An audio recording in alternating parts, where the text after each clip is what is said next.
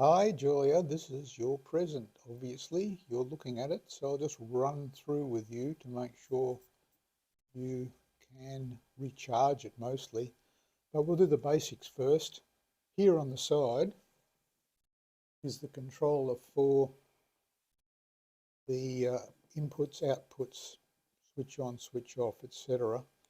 Now, this here is a continuous rotation. It is the volume. And by pressing it in for about 2 seconds, like that, you will see here in this corner here a blue light come on. Now this will be solid when it's not connected, and you should at that stage ask your phone to look around for the Bluetooth connection.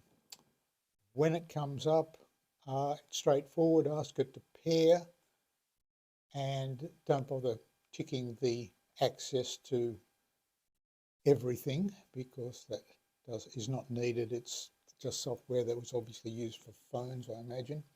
Okay, so now let's unclick this and have a look inside. When you open it up, that's as far as it opens. Be careful you don't try and force it open further than that. It doesn't work. This will be packed inside, and what you'll need to do is connect obviously the yellow plugs, and first off, for convenience, you'll need to connect this little thing here, which is a battery alarm system, and also gives a readout here of the situation with the battery. So it also makes a very loud noise when you turn it on. So if that scares you, what I do is I just put my fingers over this, but this time I won't, so you can get the idea. And you can see here there's an arrow, and also I put an arrow on this little plug here. You line the 4 holes up with these and you press in, and then it goes beep beep really loudly. Now you can see all, and we'll come around, these are the individual cells. It's a 3-cell battery, and when it goes to all, why isn't it doing it? It's weirding out. Oh, 8.2. Okay, that's because somebody about my side didn't plug it in correctly. No, he did. I don't know why it's done that. Okay, we'll plug that in again, all 12.4. So that's what you're looking for. Now this has been set, and I'll show you this just in case you press it accidentally. You can see there's a really tiny button here. If I press this, you'll see it says 350. If you continue to press it, it'll cycle around, it'll have an off position, and it'll come back to 350. Obviously 3 cells, 3.5s is 10.5 volts, which is probably the lowest you should take it before you recharge it. Now this just clips on to the little bit of Velcro here, but please don't push it up against the back here, or it might vibrate and make a vibrating sound. So just there, see, I can put my finger in behind it. That's perfect. You take this, and you press these together like that. I've modified this plug to make it easy. You could bend it up a little bit so it's not going to hit anything, not going to hit the back wall. It'll be quite happy there floating in space, which is how it's been designed. Okay, so that means when you close it, not a problem. You'll now see that here in the corner, it's a very expensive pointer stick here, is in fact the blue light, which is solid. And as I said, when it's connected, it will be flashing. I've coated this with a little bit of white out because it was too bright. So that's just some input there. All right, well now, let's say you need to recharge the battery, which of course you're going to need to do. And I've done some modifications here to make it easier for you. But you can see here, we'll undo this, plug that in, and all you do now is obviously turn the machine off by holding this in until the blue light disappears.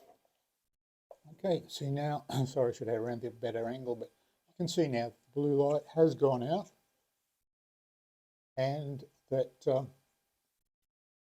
you now can lift this off,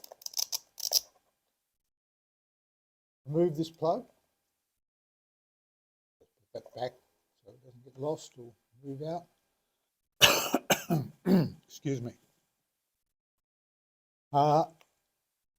You really need to plug this in to here before you start or connect the charger. Doesn't matter, it's not a big deal if you don't. Now you'll notice that I've got also a black dot here and a black dot here. This is just to make it easier for you. And you press these together like that, plug this in,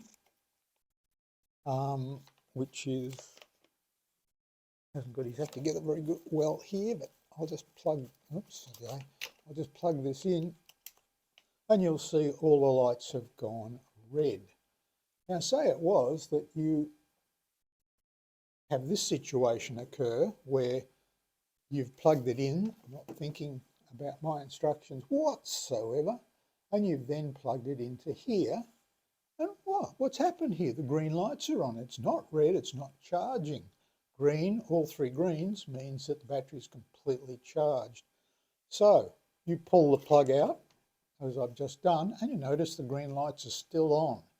You're thinking, oh, now they've gone off. Okay, now you plug this back in and bingo, all the red lights are on. So essentially you need to connect the battery before you plug it in wherever you're going to plug it in, whether it's at this end or the plug end, and that should instantly activate all red lights. Excuse me. That'll be nice in the soundtrack.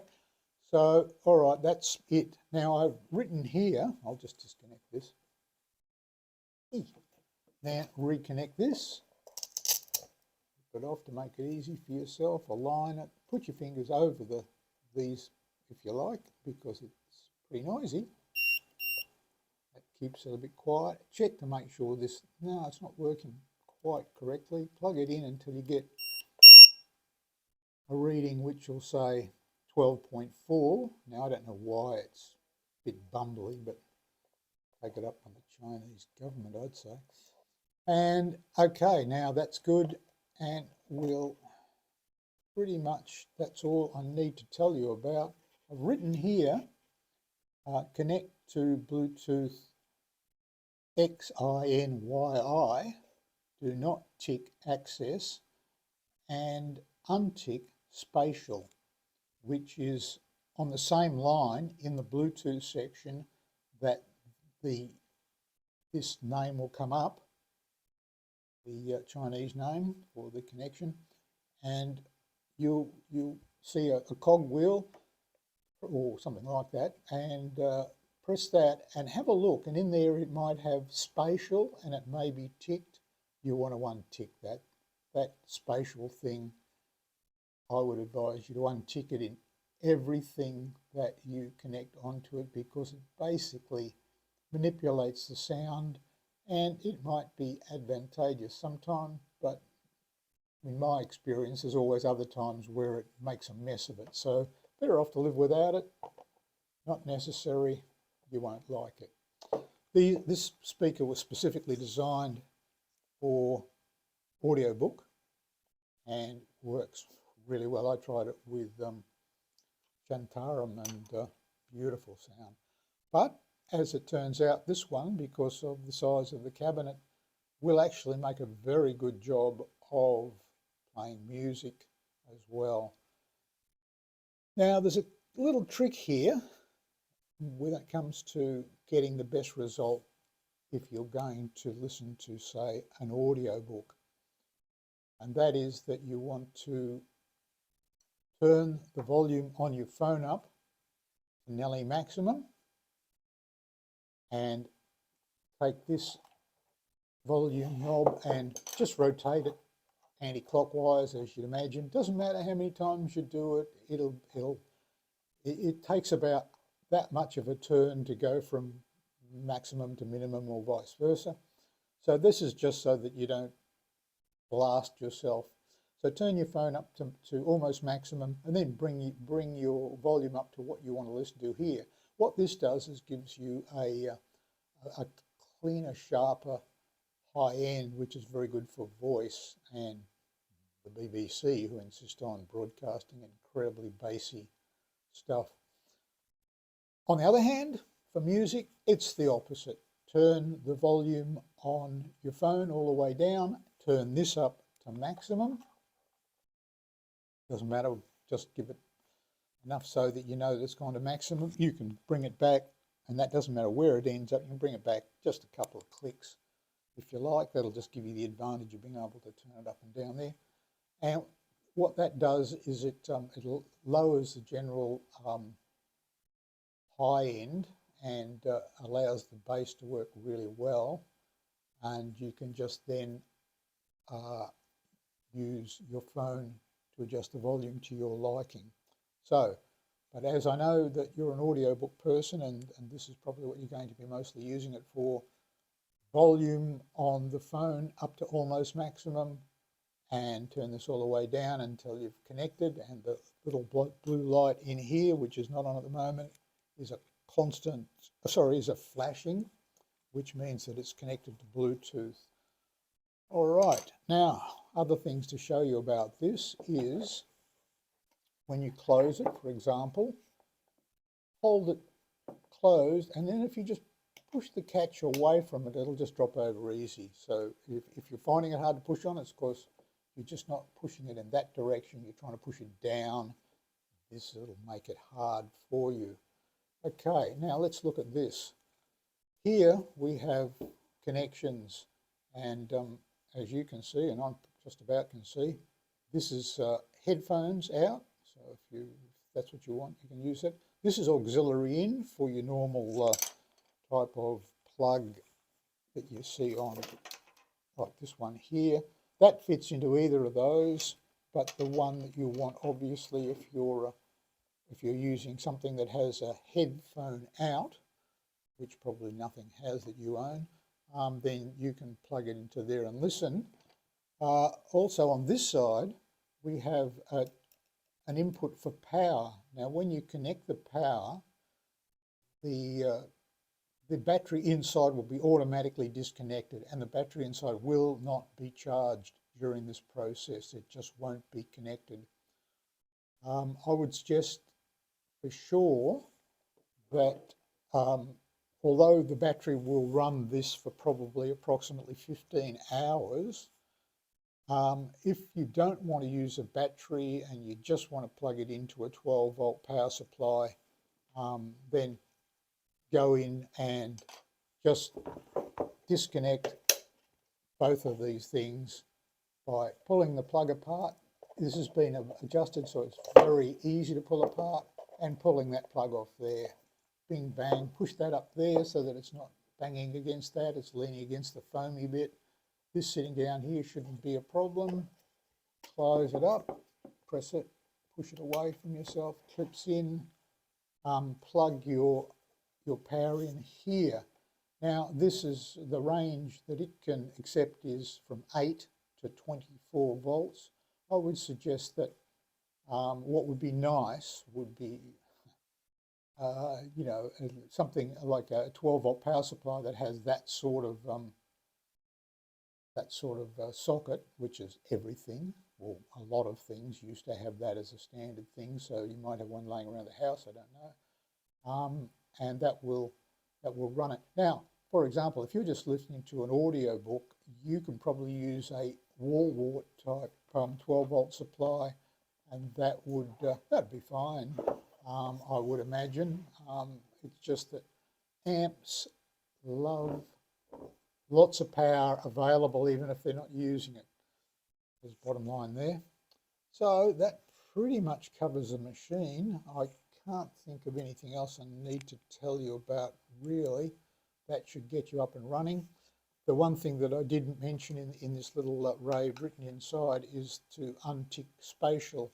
When you go into the YouTube on your phone and ask it to pair, and it finds that, and you press pair, and you don't bother pressing give access to directories, then once it's paired up, that's great. It'll show, yes, hello, I'm paired. You've probably done this before heaps of times.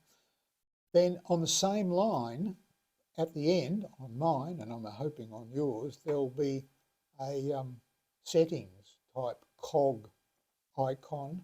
You can press that icon and have a look in there, and if you see something marked spatial and turned on, turn it off. It's more stupidity from these companies that go, oh, look, we've given you this option that you're probably not going to use, and you're probably going to find it messes up some stuff. So please turn it off. And in fact, I would advise you to turn it off in any other audio input equipment that's coming in on Bluetooth in the same way. Pick the line of the Bluetooth that it's coming in on and open that cogwheel and turn off spatial. Okay, well, I hope you're feeling better, even more better than when I asked you the other day. And hopefully if this doesn't cover it, well, just give me a call and I'll try and explain that. Ciao.